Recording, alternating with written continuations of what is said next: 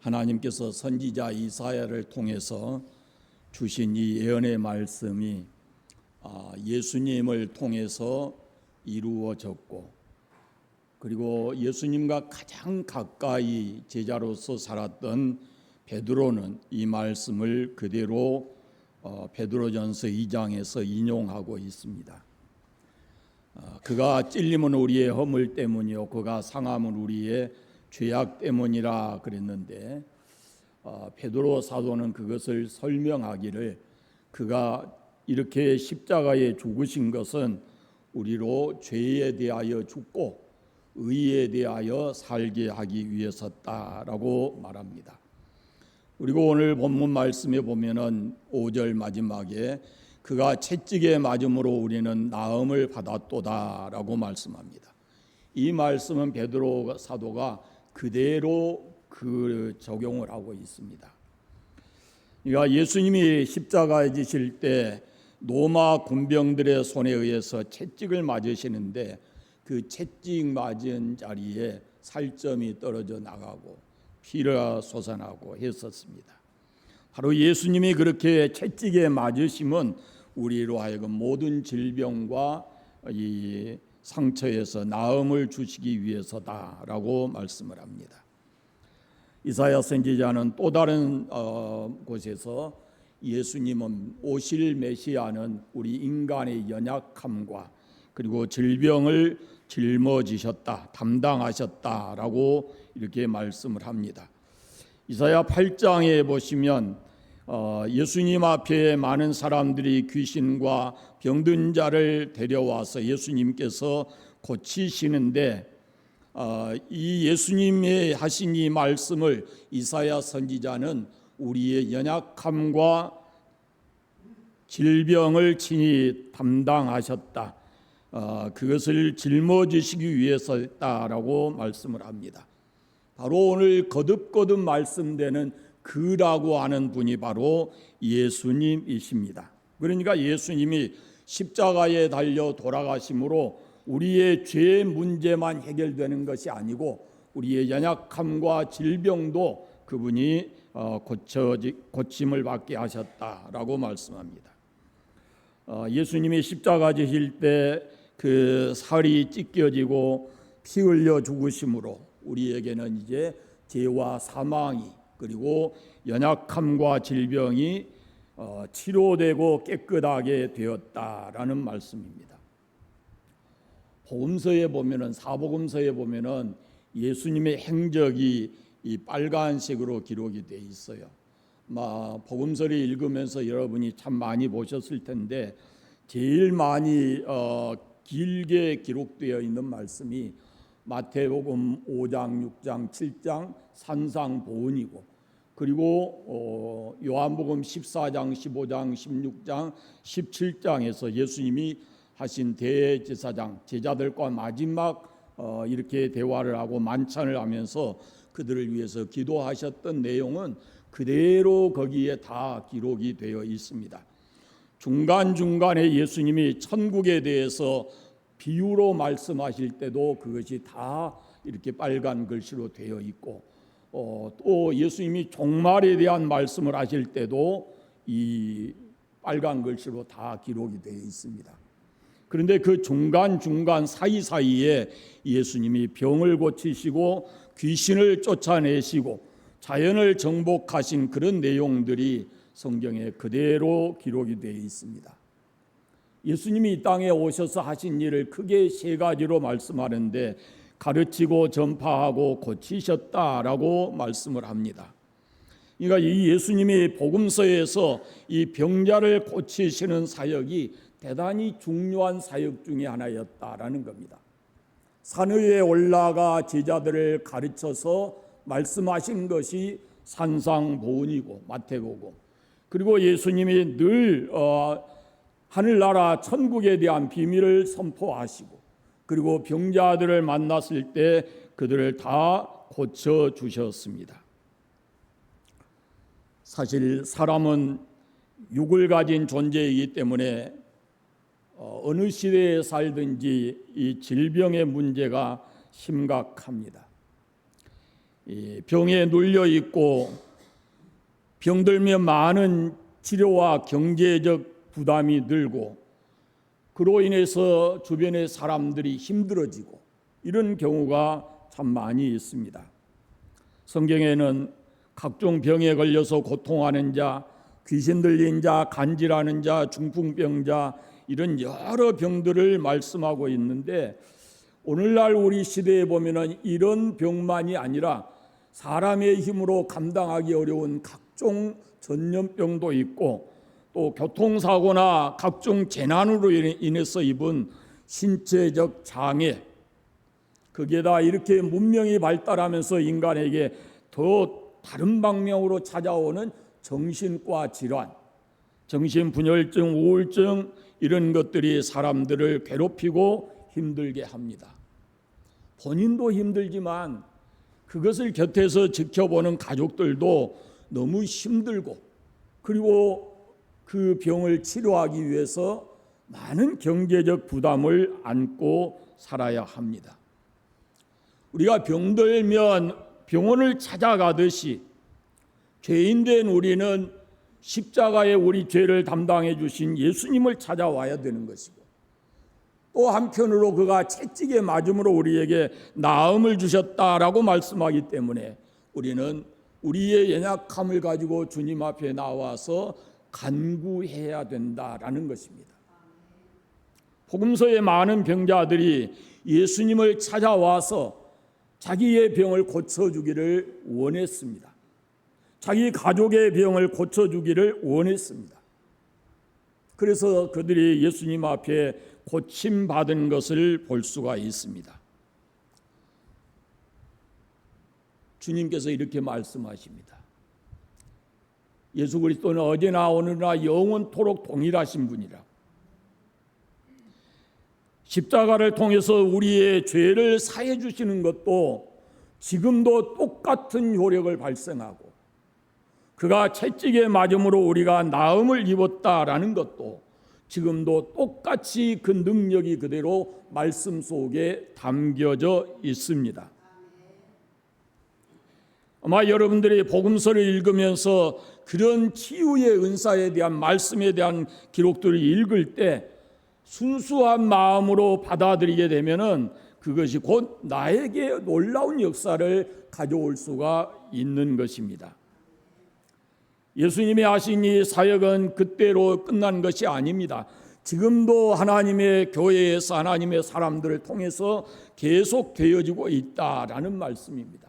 이것은 예수님의 십자가가 이 인류 역사가 끝날 때까지 죄인들을 죄사함을 주는 놀라운 은혜가 있다면 이 세상 끝날 때까지 어떤 병을 가지고 있든지 주님 앞에 나와서 십자가에 채찍을 맞으시고 죽으신 예수 그리스도를 믿으면 그 사람에게도 치유의 역사가 일어나는 것은 이것이 세상 끝날까지도 변하지를 않습니다.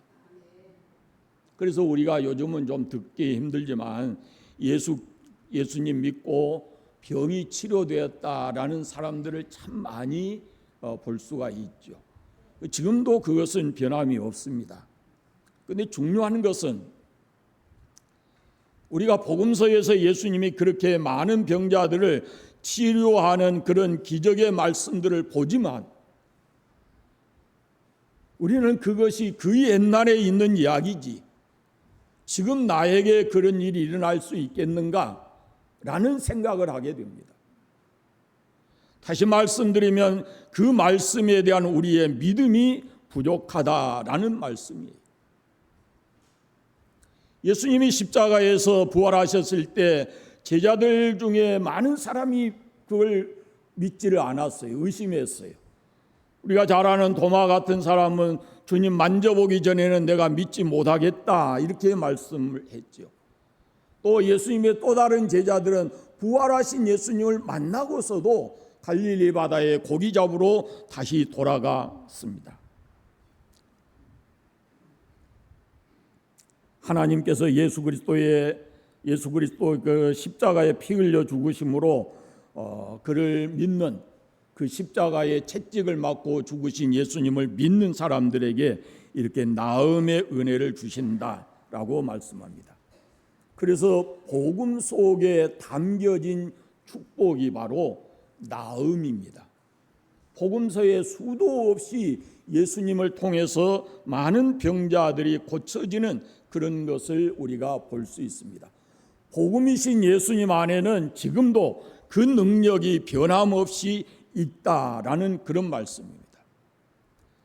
말씀에 그가 채찍에 맞음으로 우리는 나음을 받았다라고 말씀하는데 그는 바로 예수님이고 너희가 나음을 받았다라고 하는 것은 오늘 예수 그리스도를 자신의 구주로 믿는 십자가에 못 박히시고 채찍 맞으시고 우리를 위해서 죽으심을 그가 우리의 구주이심을 믿는 사람에게 주시는 은총입니다.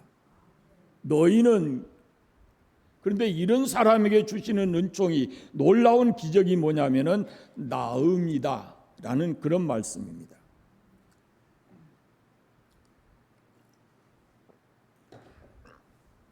의사는 돕는 자입니다. 그래서 옛날에는 케어라는 말을 많이 썼어요. 그런데 요즘에는 그렇게 쓰지 않습니다. 매니지라는 말을 쓰는데 의사는 병을 관리하는 사람이지 치료하는 사람이 아니다라는 의미입니다.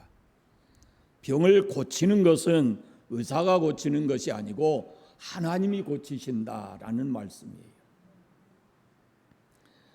저는 지금도 잊혀지지 않는 말이 있습니다. 저를 수술했던 의사가 회복실에 있는 저를 찾아와서 하는 말이 이제 의사가 할 일은 다 했습니다.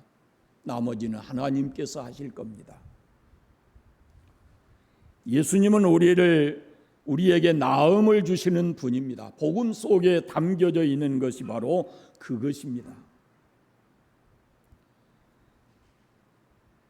우리에게는 많은 치유받아야 될 질병들이 있습니다. 첫째는 육신의 질병이 있죠. 육체적인 질병. 두 번째는 우리가 보이지 않지만은 마음의 상처들 있습니다. 어려서부터 그 마음에 가지고 있는 이 상처들을 이걸 치유하지 못하면 세상을 사는 동안 내내 그것이 걸림돌이 돼서 사람들과 같이 행복하게 살지를 못합니다. 세 번째는 우리가 아담 이후에 타락한 우리의 영혼이 치유를 받아야 합니다. 근데 이 육신과 육체적인 질병과 마음의 상처와 그리고 영혼의 병을 치료하시는 분이 누구냐? 바로 예수 그리스도이십니다. 말씀드린 대로 복음은 자물쇠고 우리의 믿음은 열쇠라 그랬어요. 중요한 것은 예수님이 지금도 변함없이 그와 같은 놀라운 역사를 하실 수 있지만 우리가 그것을 그대로 믿지를 않는다라는 말씀입니다.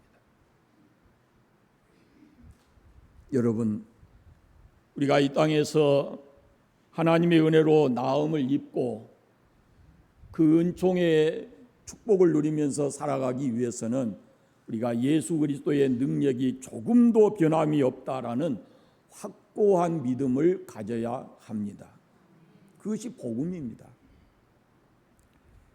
우리가 이런 나음의 축복을 누리기 위해서는 하나님과 우리과의 관계가 분명해져야 합니다. 하나님은 이 복음 되신 예수님을 이 땅에 보내실 때 누구든지 그를 믿는 사람에게는 하나님께서 멸망하지 않고 영생을 얻게 하신다 말씀하셨고 그 예수님을 마음에 영접하고 믿는 사람에게 하나님의 자녀가 된다라고 말씀을 합니다. 하나님에게 우주를 창조하신 창조의 능력이 있고 인간의 모든 병을 고치실 수 있는 전능하신 분이지만 그것을 믿음으로 받아들이는 사람에게 하나님의 역사는 일어나게 되어 있는 것입니다. 우리가 하나님의 자녀입니다. 그리고 십자가에 죽으신 주님께서는 우리의 구주가 되십니다. 우리가 이 믿음을 확실하게 가질 때 거기로부터 우리는 나음의 새로운 역사가 시작되는 겁니다. 예수 믿는 우리에게 이미 영원한 생명이 주어졌고 죄와 사망의 짐은 떠났고 사망의 권세로부터 우리가 벗어나서 하나님이 주시는 진정한 해방을 누리며 살아갈 수 있다고 말씀을 드렸습니다. 로마서에 보면은 아담의 예와 예수님의 예를 들어서 이렇게 말씀합니다. 예전에는 한 사람으로 인해서 죄가 세상에 들어오고 그 죄가 사망의 왕노릇했다 이렇게 말씀하시고, 다시 이제는 예수 그리스도께서 이 땅에 오셔서 그분을 통해서는 생명 안에서 우리가 왕노릇하게 되었다라고 말씀을 합니다. 그러니까 우리가 예수 그리스도를 믿으면 더 이상 이 어둠의 권세에 붙들려 살지 않고 예수 그리스도 안에서 생명의 삶을 살아갈 수 있다라는 말씀입니다. 아담의 원죄, 우리가 살면서 지은 죄, 그 모든 죄는 예수님께서 십자가를 통해서 말끔하게 깨끗이 제하신 줄로 믿습니다.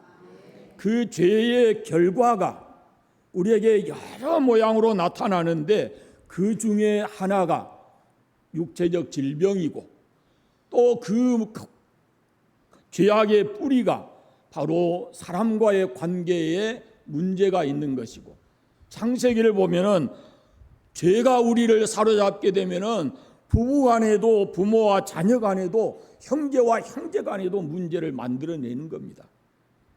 그 단순한 게 아닙니다. 그것으로 인해서 서로 간에 상처받고 미워하고 그렇게 살아가고 있는 것을 우리가 창세기를 통해서 볼 수가 있습니다. 사랑하는 여러분, 복음서를 다시 한번 읽기를 권해드립니다. 마태복음부터 요한복음까지 여러분이 아주 정밀하게 읽으면서 그 예수님이 하신 말씀을 한번 더 귀 기울여 들어보시면 좋겠습니다. 그리고 그 예수님이 하신 모든 말씀과 그분이 행하신 기적을 그대로 믿는 믿음이 우리에게 있기를 소원합니다. 예수님께서 병자들을 고치실 때 늘 묻습니다. 내 믿음대로 되라. 내 믿음이 크다. 내 믿음이 너를 구원하였다. 네가 낫고자 하느냐? 내 믿음대로 되라. 뭐 이렇게 예수님께서 이 병자들, 병든 사람과 대화할 때 그 말을 거듭거듭 이 사람 만나도 그러고 저 사람 만나도 그러고 그렇게 물어봅니다. 항상 네가 믿느냐라는 질문을 해요. 그러면서 오늘 오후에도 보겠지만은 사랑하는 제자들에게는 또 너희가 왜 의심하느냐, 믿음이 없는 자들아, 이렇게 책망하시기도 하고, 본인이 아니고 또 다른 누군가의 병을 고치기 위해서 예수님 앞에 나온 백부장을 보고는 이만한 믿음을 내가 만나보지 못했다라고 말씀하기도 합니다. 그러니까 예수님의 이 전능하심은, 그 능력은 지금도 변함이 없고, 십자가에서 죄 사함과 우리를 낫게 하시는 주님의 그 십자가의 능력은 지금도 변함이 없고, 이것이 우리에게 복음인데 우리는 그것을 믿음으로 받아들이지를 못하고 있다는 것입니다. 그럼 왜 못 믿을까요? 예수님께서 이렇게 믿음에 대해서 강조하는데 왜 믿지 못할까요? 자, 우리 인간의 이성을 가지고 생각해 보세요. 오늘 오후에 볼 말씀인데 예수님께서 말씀으로 바람과 바다를 향해서 명령하시니까 바람과 바다가 잔잔해졌어요. 군대 귀신 들린 자에게서 귀신을 나오라 그러니까 그 귀신이 나와서 돼지떼 2,000마리에게 들어가요. 그러면 여러분, 우리가 이성적으로 그 말씀에 다가가면 그것이 믿어질 수 있습니까?